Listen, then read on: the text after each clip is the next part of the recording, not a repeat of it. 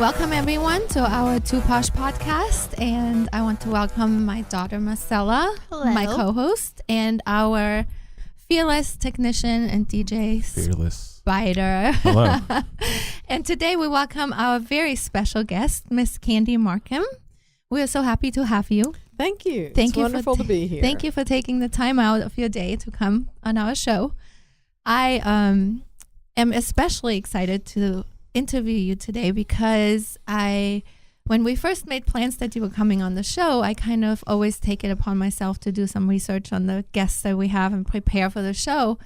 And at first I couldn't find a whole lot on you, and then I found interviews, and then I was like, oh, I have so many questions for her. Oh my gosh, I don't even know where to start. So we also have a mutual friend, Dave Newman. Do you know? Yes, David, yeah. He actually married one of my very best friends. You know, I've never met her. I served on a committee with him with the city of Dallas. Right. And he was a city council fellow for a long time. But I have watched them date and marry and have a wonderful relationship on Facebook. Right. And she obviously makes him very, very happy. They are great for each other. And it looks like he makes her happy. So happy, yes. Well, great. Yes, it's just so fun when I saw that you guys know each other. I told him that you were coming on today, and he said, oh, my, say hi. I like that. Yeah, very, so sweet. So tell us a little bit. You are the owner and president of Stonewall Behavioral Health, correct? Yes. So you are a counselor? I am. I'm a licensed professional counselor. I'm a licensed marriage and family therapist, and I'm a licensed chemical dependency counselor. Wow. And so I do a lot of work with individuals. I do a lot of work with couples. I don't do a lot of work with families. And I look for ways that people medicate their feelings, and that's why I'm a chemical dependency counselor, because life's hard, and sometimes it seems easier to kind of medicate what I'm feeling than to really get in touch with what I'm feeling. But after a while, this medication, whether it's ingested like drugs or alcohol, or if it's gambling or sex addiction or love addiction, credit card spending, eventually it starts to hurt you. And so not only are you not feeling your feelings, but all of a sudden you're in a lot of debt, or your marriage is falling apart, or you're losing your job because you're missing work.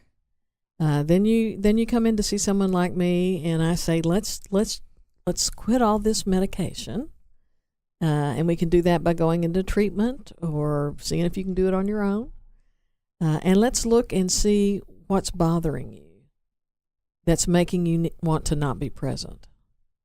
And so those are the kind of things that I do. And I do a particular method for couples called the Gottman, Gottman, Gottman method of working with couples. So I love to do all this because there's nothing more rewarding than touching someone's life, making a difference. I know there's lots of other ways to make a living.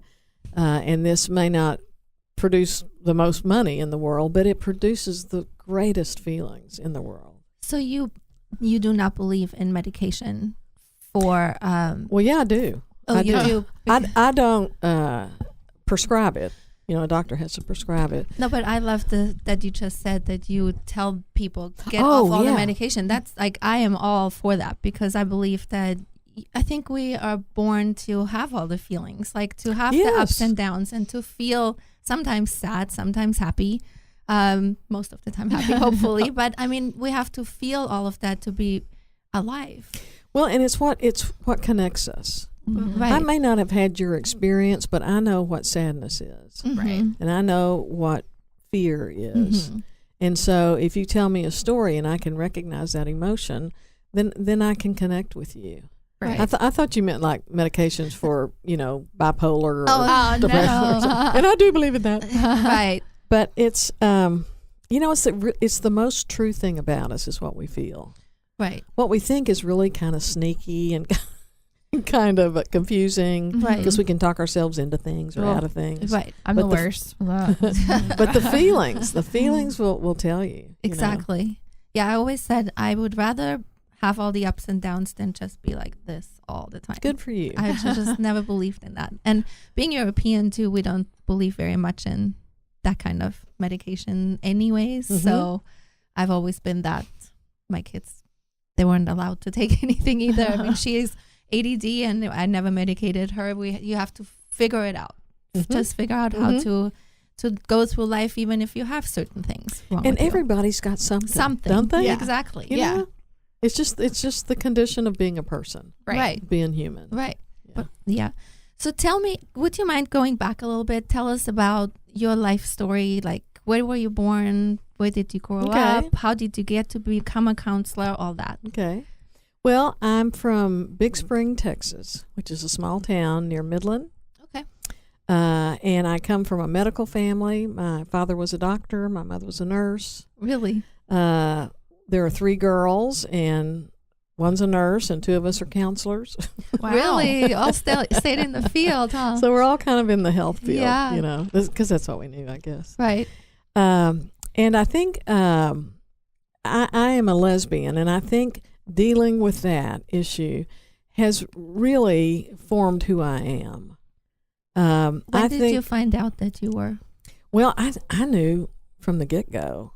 Very you know? beginning. Yeah. Everybody tells us. And Every single one. Every single person. You know, they say that sexual orientation is determined by the time you're 2, Mm-hmm. but I think that if you were gay or lesbian, and that would mean you would have green hair, then I think we would have green hair out of the birth canal. That's what I think. Really?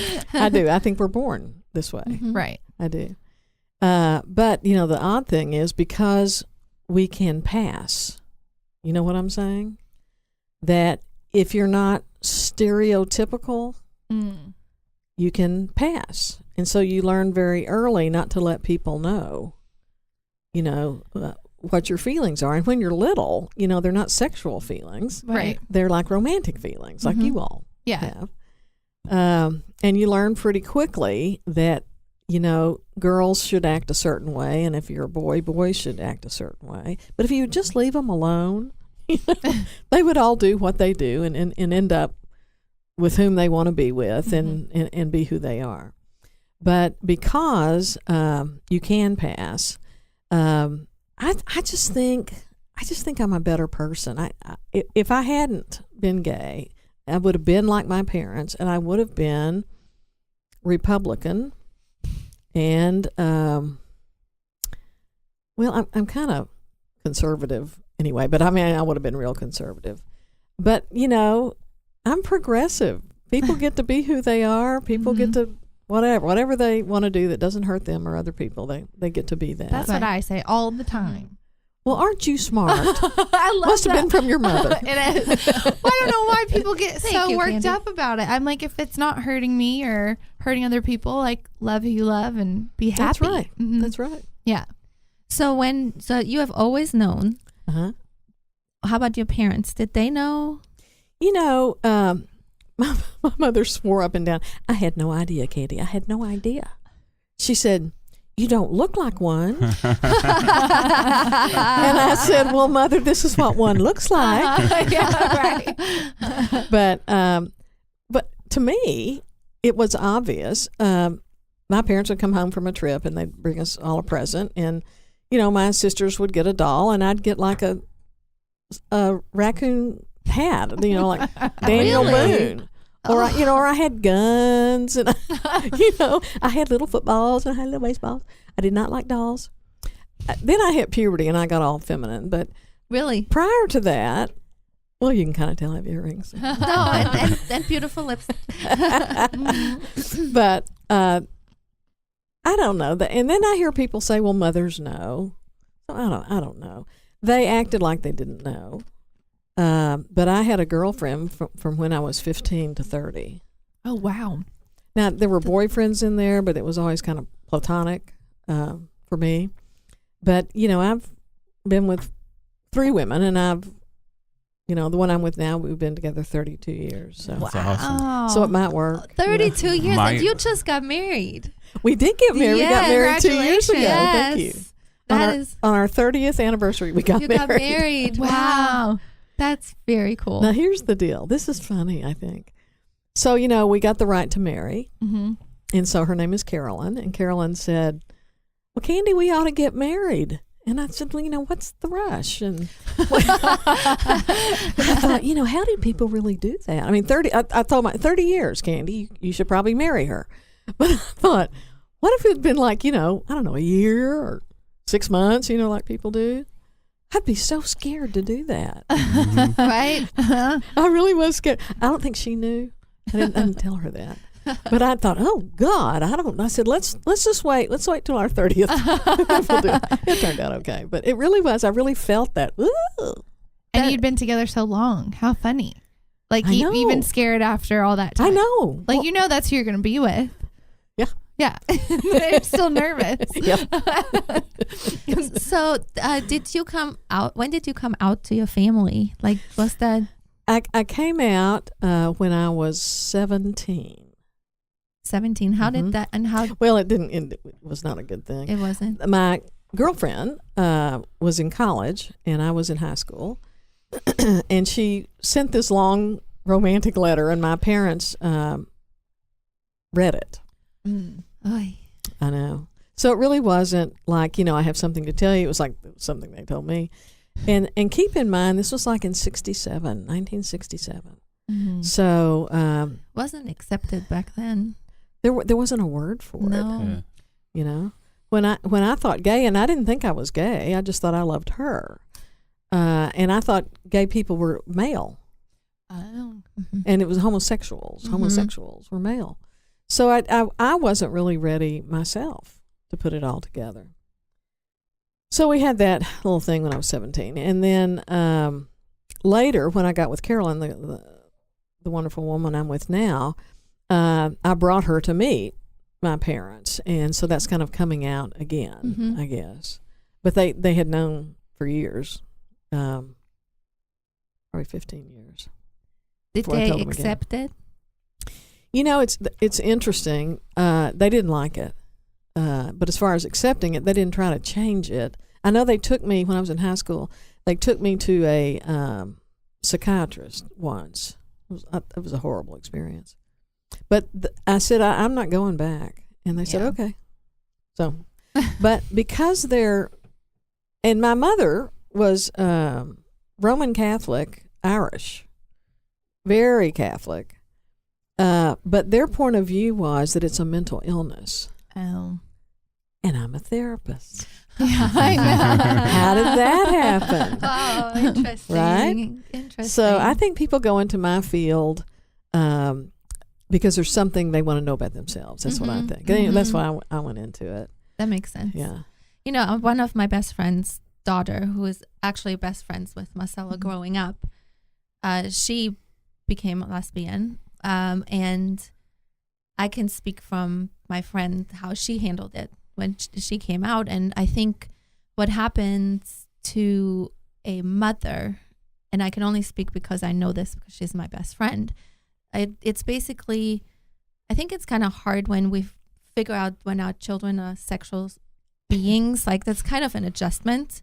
And then when because as a parent, you have like your own hopes and dreams for your children, which in the what it used, especially back then, you know, you're gonna get married and give them grandchildren and all that kind of stuff, and then that doesn't happen. So it's Right. just an adjustment, I think. And for my friend, it has been an adjustment. She has accepted her daughter perfectly, but it's just an adjustment, I think, for people. It That's is. all. It's a process. Right. It's a process for the person who's LGBTQ. Right. And usually when you get through that process, which, like I said, at 17, I wasn't ready, but when I was older, I was. When you present it to your parents, you've kind of got a handle on it. Mm-hmm. It's brand new To to them, them, and exactly. it takes them through this process. But almost always they come back around. They love their kids, you know, and their kids are Right. still their kids. You know, Candy is still Candy. Right. So they come around, and you just have to be patient. You're patient with yourself, and then you have to be patient with your parents and give them an opportunity to kind of get their heads around it. But there's an organization, I'm trying to think of the name of it, PFLAG, Parents and Friends of Lesbians and Gays. Wow, PFLAG. I've never heard of that before. It is an international organization all over the world. Wow. And I don't know when it was started, but 70s maybe.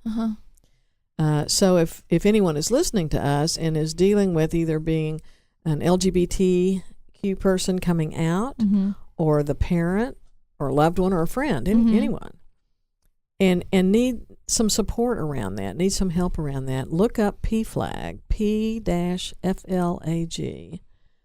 There's several in the Dallas area. I bet that's so helpful. Yeah. It looks like it started in 73. Oh, how's that? 70. Good for me. I was just out of college. But very helpful. And they're helpful in wherever you are. If you're in the place like, oh my God, how do I tell my friends? What do I tell my mother?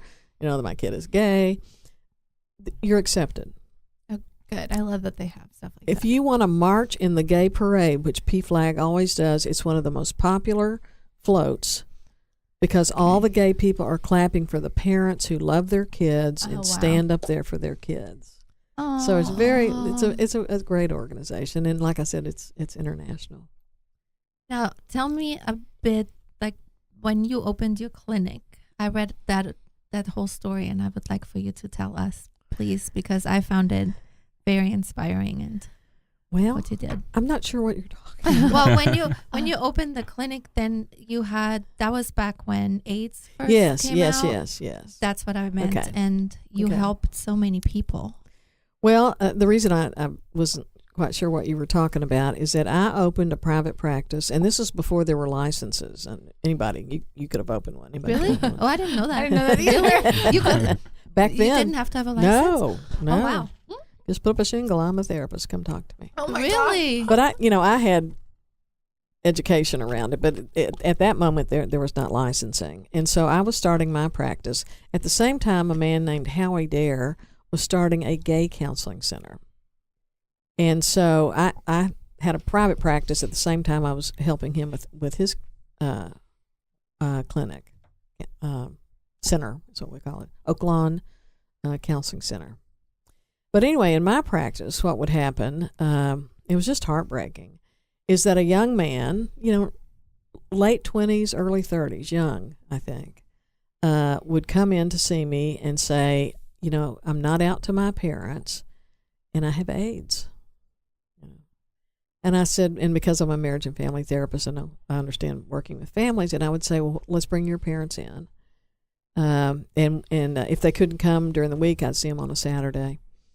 And so the fellow would say to his parents, I'm gay. And they were, because someone's sitting there like me, they had to be polite instead of, son of a bitch. Anyway. And then he would say, and I'm dying of AIDS. And it just was so sad. And in the beginning, people died very quickly. By the time that you were diagnosed because you were symptomatic, you had maybe a year, maybe less to live.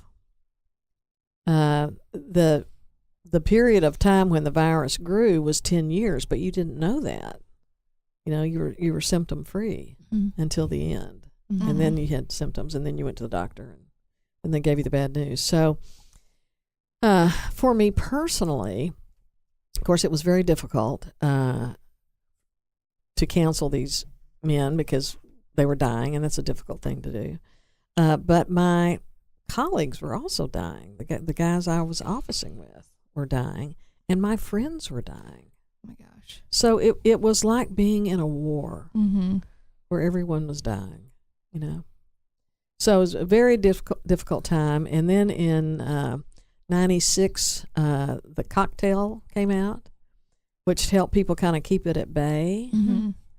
And now they have something called PrEP, which you can take before you have sex, and it supposedly protects you from being infected by the disease. Oh, wow. And it's like much more manageable now. Yeah. Yeah. When the cocktail first came out, you had to take it like every 4 hours. You had to keep it on ice. So, if you were like some of us got involved in the gay movement, would go to Washington back and forth from Dallas, and they had to keep their meds in the plane in their seat on ice. My goodness. So it was, but it was, they lived, and a lot of these guys have lived a long time. So, we'll see, I guess, as time goes on, what happens having taken those meds all those years. But what happened? I laugh. It's not really funny. What happened? It's ironic funny. Is that a lot of these guys were cashing in their life insurance policies. There's a word for it, and I can't think of the name of it. But it's when people will buy your insurance policy on the bet that you'll die, and they'll get it. Oh. And so they would pay them for it. Oh my goodness. And then they didn't die.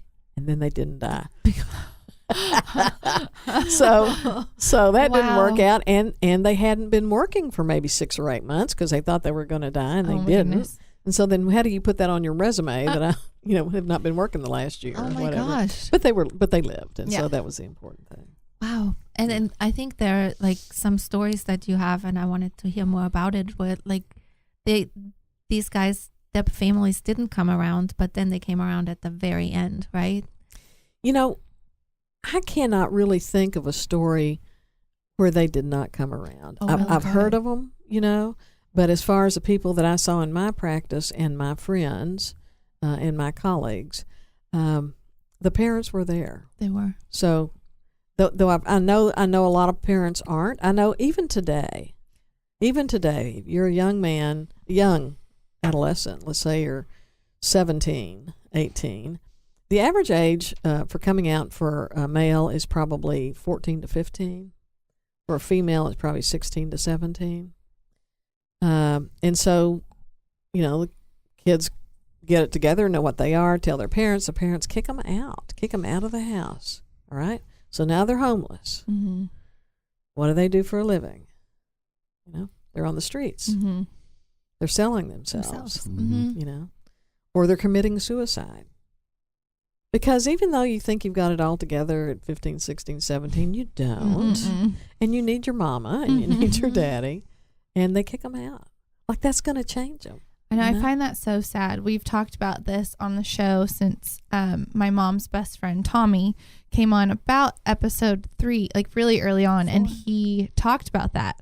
And I was shocked. And I said, I think maybe it's my ignorance to the situation, but I thought that people were much more accepting now. And I was shocked that parents are. He said the community of homeless in the LGBTQ community is huge. And I was shocked to hear that, actually. It's really sad. Yeah. Something like 3 out of 10 teenage suicides, are because of LGBTQ issues. It's very high for us today. In 2018, almost 2019. And, I don't know how political you guys are, but, in our wonderful legislature in Texas, they were trying to pass what's called the bathroom bill, saying that you don't want your wife or your grandmother going to the bathroom with a man with a hoary beard, do you? It's like, I don't know. Anybody need to go? You go. But but they did, and it didn't pass. And the reason it didn't pass, the only reason, I think, well, there's a lot of people helped on it, but one of the big reasons is that businesses coming to Texas do not want that for their employees. They want to hire whomever they want to hire. They want a diverse workforce, and they don't want someone checking their birth certificate to see were you born male or female, and so which door do you go into? But that's happening right now. So I do think things have changed. I do think there's words now that we can use. There's letters that we can use where when I was growing up there weren't. So I like that. I think that has changed. But has it changed enough that we're all safe? No. Yeah, I have heard someone actually tell us, I don't know if it was actually over microphone or not, I can't remember, but they said that they feel very much that it's going backwards for some reason. That was last week. Yeah. I think the mood of the country is trying to go more conservative. The border wall, right to bear arms, which we should do that, but we don't need those semi-automatics, I don't think. It's they're trying to prevent people from voting who are of a different color than we are. That's none of that is right. You're the right color, but it's that is going back. But I think you go back to go forward. I think it goes like that, and That so makes it sense. seems to be coming back. I can see that. Yeah. But Yeah. I was surprised about that. Yeah. I mean, I really was. I thought we would be very marching forward with all kinds of things. And I was I like, did my too. goodness. I mean, do you have, I just want to know an opinion as a counselor, even though that's not your field. I was wondering how you feel about this. How do you feel about transgender children changing, like getting hormones and all that stuff at a very young age? I'm pretty conservative about that. It's not my area of expertise. I would Right. not come down on it. What I say, and I had a family talking about this, and it all seemed, I think the kid was in the 7th grade, and it all seemed, I got it. Why the child wanted to quit maturing into a man. Yeah. And, I understood why his mother wanted him to feel safe and all that. But I just told him, I said, you need to talk to someone else. I don't know what this is going to do to this kid to stop the male hormones and start the female hormones. I don't know how safe that is. I'm just really not the one to talk to about it, but I'm just too conservative. Yeah. I think. I feel the For same. that. That's why I was Yeah. just wondering. I just feel like, I would never tell anyone not to do something or Yeah. judge them at all. I was just wondering if the age should be a little bit older when they can make their own decision, because that's getting bigger. There's actually a wing at Children's Hospital. Well, I was going to talk about that. These people told me about that. I didn't know about that, Really? and so I said to them, "Those are the folks you need to talk to." Mhm. And also, they knew some people who were, the family had a doctor. One of the parents, I think the mother was a doctor, and they had a child that had some of the same issues that their child did. And I said, "Why don't you talk to some people and see how that is?" Mhm. I think the mother was more gung ho than the daddy was, and so I was talking to the whole family. But it's their choice to do. If it were my child, I would just have lots of questions. Right. You know? Right. Yeah. That's I just true. really- Maybe yeah. ask lots of questions. Yes. Yes. How about your sisters? How are they, and do you have good relationships with them? Did they accept you? Yes. The first people I told in my family were my sisters. Sisters. My older sister died of a brain tumor, Oh my but goodness. before no. that happened, she was okay with it. The man she married, her second husband, was not okay with it. What? And so there was an issue there. To be honest, nobody liked him. But nobody but my sister. I don't know if she liked him. But I didn't like him that much. And I hope he's listening. They usually pop out. It's weird. I hope he is. But my younger sister was fine with it. And, everyone's pretty cool with it. That's my so great. Good. aunt and That my is cousins awesome. and all that. Yeah. That's good. Yeah. Um, And they love Carolyn. They And I think that's what helps. Right, They of just course. That's a big part love of it. Carolyn. Mhm. Yeah.